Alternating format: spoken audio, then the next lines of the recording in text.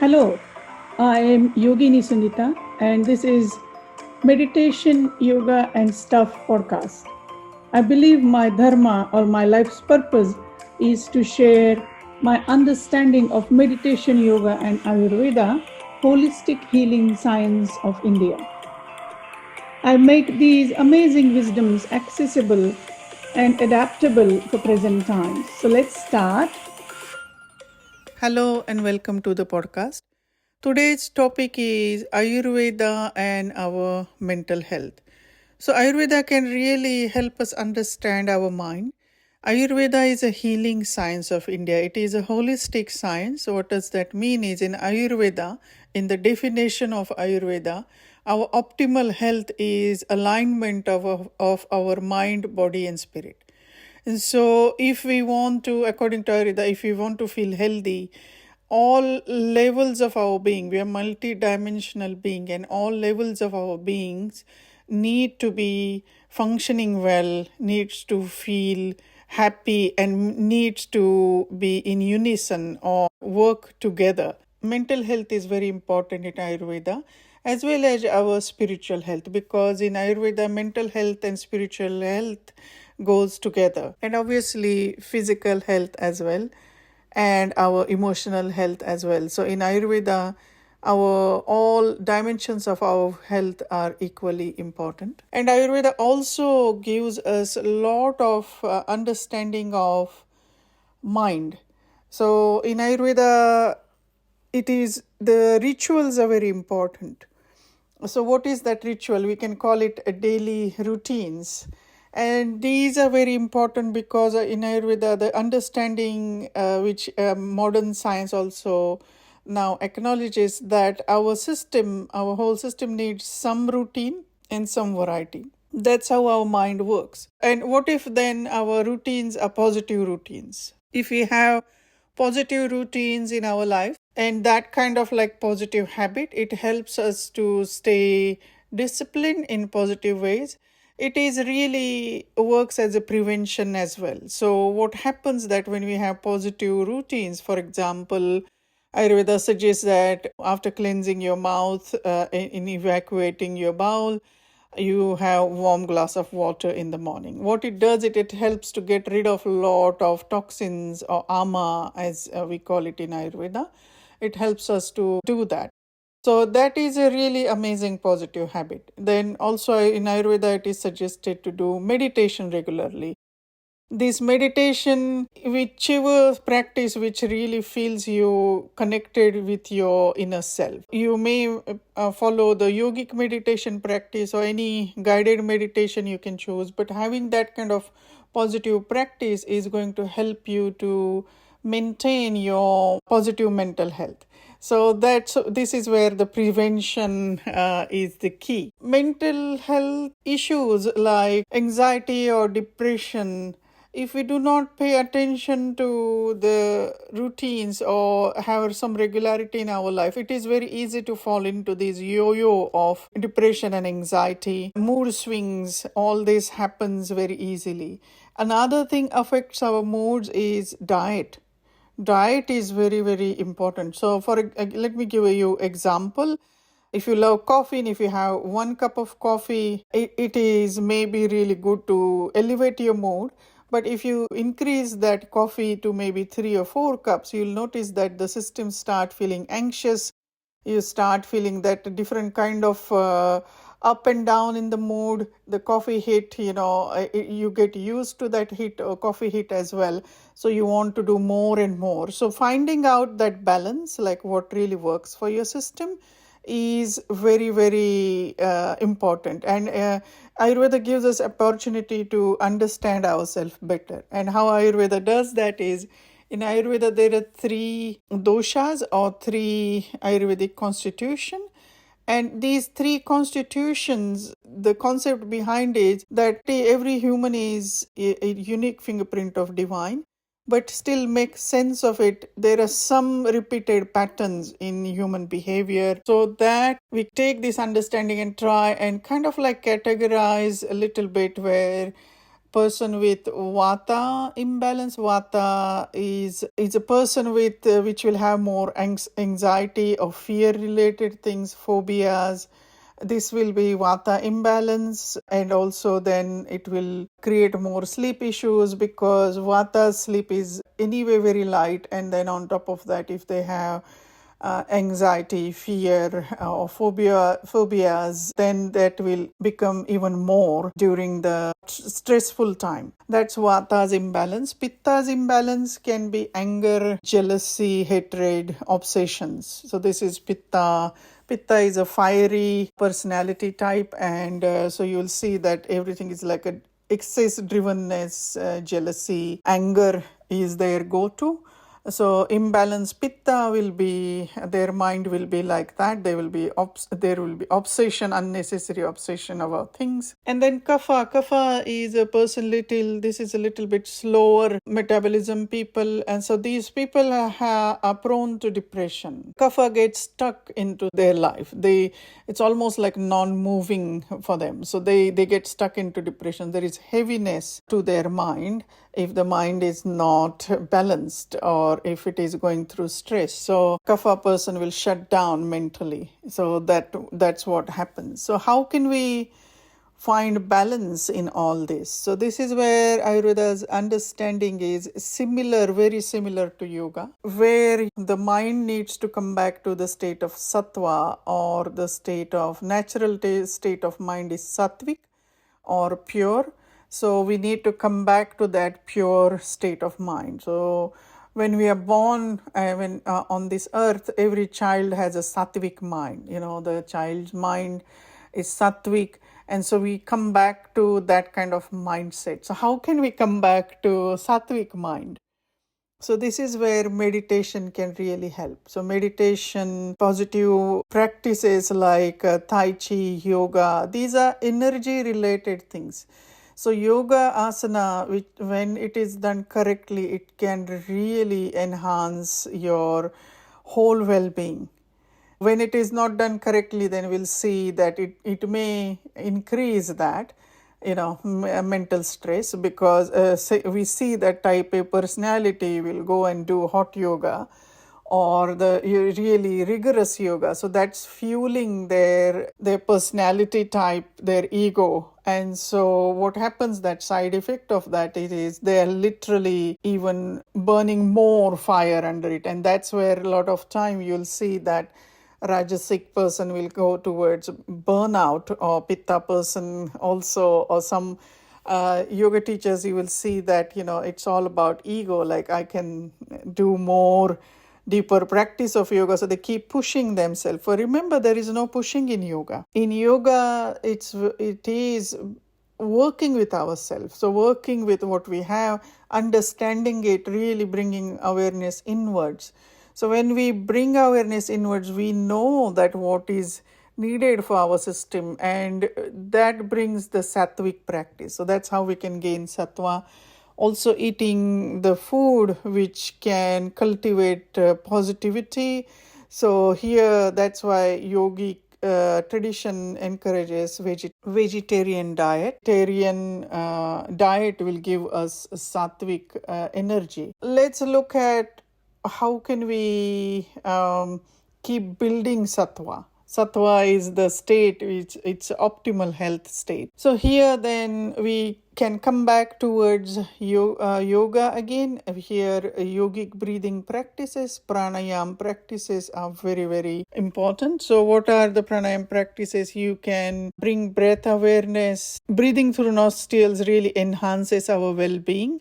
So if you are mouth breather, I suggest that focus on breathing through nose. A lot of time I have seen that my mouth breathers really, it's just habit from the childhood, because they never learn to close their mouth while breathing. But if you do that, if you close your mouth and breathe through your nostrils, filtered air goes in your system. So that way you are inhaling filtered air, so you will fall less prey to the airborne diseases. And that will also help you to feel less anxious. So if you're feeling anxious, if you're feeling unnecessary anxious, and if you're constantly falling sick, just notice how is your breathing. Are you a mouth breather? Then start closing your mouth and breathe through your nostrils. And when you do that, you will notice that it really changes our whole psyche, really, and it also makes us feel better.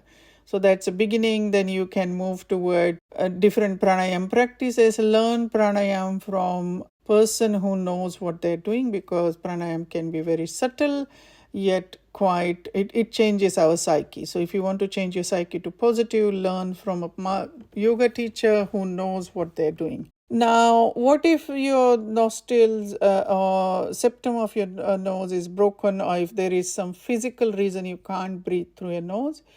You can still just bring image that you're breathing through your nostril, and that will still change your psyche. So pranayam is, as I said, it's very subtle, so it can really work that way. Another thing I have been mentioning earlier as well, meditation is a very powerful way to stop the chattering mind, because our mind, which loves to chatter, because it's job to chatter, and again we never train our mind to calm down, right? So that's why our mind is like an unruly child, constantly chattering away.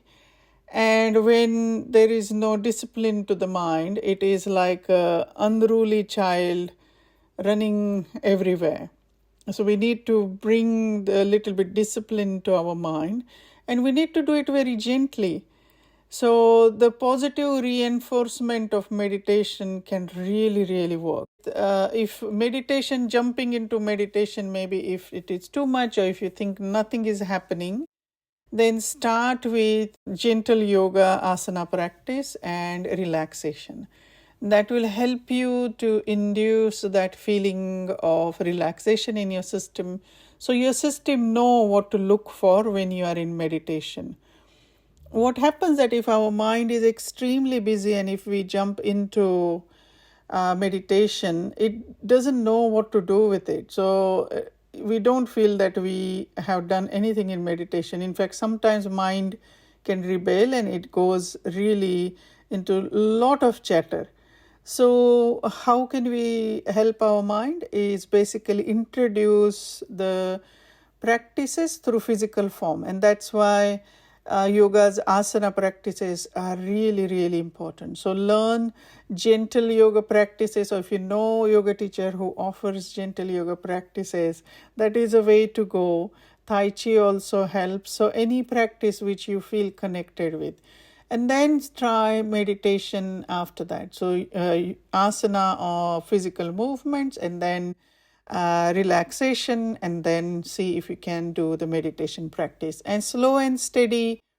In meditation, please keep the goal very accessible. So maybe 5 minutes meditation. I have in fact sometimes given my clients 2 minutes meditation, because we are learning, right? So we are suddenly, like many years, the mind never know what meditation is, and we can't throw the mind into deep end of, like, people say to go like half an hour or 1 hour. That's not going to work.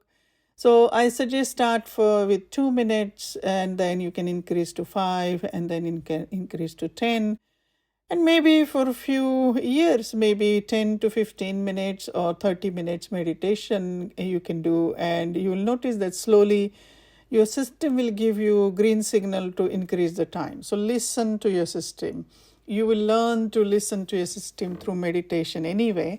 So meditation will help you to deal with anxiety. It will help you to deepen your breath. Because when we calm down, our breath will naturally deepen, so it really helps us. It will help us to deal with depression, a lot of positive reinforcement. Also, we build positive relationship with everything, with ourselves, with our surrounding, with our loved ones, with our acquaintances. So you will notice that meditation can really change our psyche in a positive way. Now, deep connection with ourself enhances through meditation. So it's a really wonderful way to connect with ourselves. Humanity has used meditation for many, many thousand years, and Ayurveda and yoga comes from meditation. So the origin of yoga and Ayurveda is in meditation. So we can connect with these wisdoms through meditation as well. The more you will meditate, the more you will understand these wisdoms from bottom of your heart. Now, sattvic diet is another thing which impacts our whole being. So sattvic diet is basically, it's a balanced diet. It doesn't mean just become vegetarian and everything will be solved. That's not what it is. So the diet should help us to build immune system and also help us to keep our mind calm. The sattvic food items can be the foods which are easy to digest and yet gives us really positive energy. So wholesome, warm, beautifully cooked, yummy food is the sattvic food, and usually it is based into lots of vegetables, grains, lentils, and in sattvic food, the junk food is out of that. It is not sattvic. In a lot of fruits, like a lot of fruits are suggested as a sattvic food. What to avoid is obviously junk food and sugar. Sugar is really not good for us. White flour is not good for us. So that doesn't come under sattvic food. That is tamasic and rajasic food, which will trigger our mind into angry or sad mode. So just be mindful what you're eating. And also a feeling of surrender to the divine, being humble to the whatever you believe in.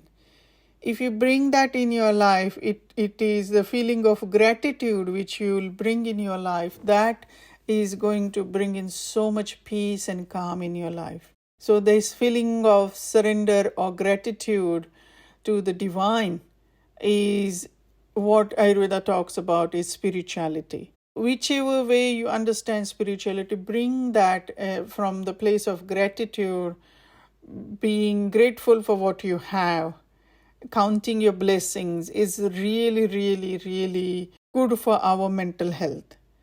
Then another thing is also selfless service, where we offer help to others. This is a part of dharma in wisdom of yoga and Ayurveda. So our dharma is always bigger than us. It is always more than our selfish purpose. So whatever you do, if you help others, if you find that selfless service bring it into your life, you will feel that positive energy improves in your life. So that we can bring that, and that also helps us, our mental health. And a lot of positive practices which you can bring in your life. Also bringing or living a life of balance, tuning into your lifestyle and noticing that how can we bring that balance in. So this is why Ayurveda's self-care practices are usually we start our day with these practices. In Ayurveda, dinacharya or daily routines are very, very important. Whatever the routines work for you, really, you start with cleansing practices, like starting your day with evacuating your bowels. So that helps us to feel better anyway. It is really good for our energy system as well as our physical system. Then if you clean your teeth, brush your teeth, maybe take shower if you want, moving practice, asana practice, or any physical exercise, and then pranayam practice and meditation practice. Pranayam is breathing practice, and meditation practice. Have that in your life. You can take your shower later if you want. And then once you feel really energized, then you can see that will impact your day very positively. These are simple tweaks in our daily life, but these positive habits can be really helpful. You don't have to do all the 20 steps of Ayurveda's daily routine. If you can, that will be really great. If not, choose what feels right for you. Choose where you want to start, and you can start there. Another thing is Ayurveda also suggests herbal remedies. So things like ashwagandha or tulsi. Ashwagandha is really good stress relief. Also, tulsi is a tridoshik. That means it helps us to build our immunity. Amla is another, it's a berry that also helps us to build immunity. It's the highest source of vitamin C, one of the highest source of vitamin C. If you want to find out more about what herbal medicines will work for you, please contact me and I will help you with that. You can book an Ayurvedic consultation session with me. The reason I said that because there is no blanket rule, or there is no generic rule about herbal remedies, because it is a unique. In Ayurveda, we believe that every human being is a unique fingerprint of divine. Your unique need, and your unique dosha will give me better idea what will work for you. So if you want to do that, please contact me. I can help you with setting up your Ayurveda routine. I can help you with what practices will work for you. You can contact me via my website's email address. I will put the link in the show notes.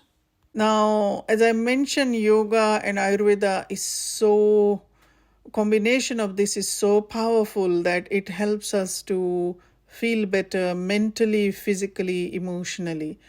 And due to this, our mental health obviously improves a lot with a lot of these practices. And also physically, we start feeling better. All the joints are functioning better because our diet is improved. Our habits for mental health habits are improved. It will help us whole well-being. So that's why Ayurveda is holistic science. And even then, sometimes maybe we fall prey to some illness or something like that. But you will also realize that with this healthy lifestyle, it is prevention is the key. If you fall prey after that also, that is also okay, because we have prevented already from so many diseases. So try and understand that these positive habits will take you towards your optimal health. What happens that if we sometimes maybe fall ill, it won't be as bad as it would have been. So keep that in mind and keep these practices going. That's why daily routine, positive routines are going to be very helpful for our overall well-being. Ayurveda also is very easily adaptable in our life. So if we bring in these practices very slowly and steadily, we can actually enhance our entire life. Start bringing the wisdom of Ayurveda in small teaspoons, and you will notice that when you look back, you'll notice that you have already changed so many habits very slowly and steadily, and you'll notice that this has really helped your overall well-being, especially mental health. Like mental health will improve so much because when your dietary habit changes, when your mental habits, positive habits start changing, like meditation, and physical habits start changes like movements or yoga or tai chi, like yoga asana or tai chi, all this is going to really improve your whole well-being, your mental health, emotional health, physical health, and spiritual health. Slowly and steadily bring these positive habits in your life. I hope that this podcast helps you. If you want to learn more about Ayurveda, I'm offering online Ayurveda lifestyle certification course. It is going to start soon. At the moment, $500 are early bird discount, so feel free to take advantage of that. The whole course is online, and so that means that you can do it from anywhere. And the beauty of this online course is that you get recordings for 6 months, so you can complete the assignments in your own time. So feel free to join me. I will put the link in the show notes. Thank you so much for being here. I really appreciate you. Bye for now. Thank you for tuning in. I really appreciate that you're taking this time out of your day. Don't forget to subscribe Take care. Bye for now.